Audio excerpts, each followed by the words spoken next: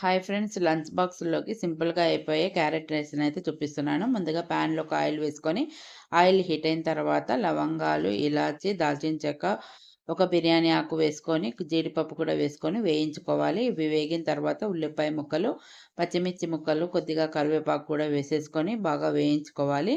ఇలా వేగిన తర్వాత ఇందులోకి కొద్దిగా నెయ్యి కూడా యాడ్ చేసేసుకొని, నెయ్యి కరిగిన తర్వాత ఇందులోకి క్యారెట్ తురుమును కూడా యాడ్ చేసేసుకున్న తర్వాత 2 నిమిషాలు మగ్గించుకోవాలి. తర్వాత ఇందులోకి పచ్చి కొబ్బరి తురుము కూడా యాడ్ చేసేసుకొని, ఇందులోనే కొద్దిగా సాంబార్ పౌడరు, రుచికి తగ్గట్టుగా సాల్ట్ కూడా యాడ్ చేసుకున్న తర్వాత ఉడికించుకొని పెట్టుకున్న రైస్‌ని కూడా ఇందులోకి వేసేసుకోవాలి.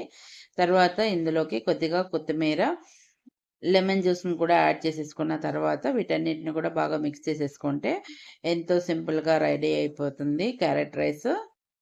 వీడియో నచ్చితే లైక్ చేసి, షేర్ చేసి, ఫాలో చేయండి. Thank you for watching.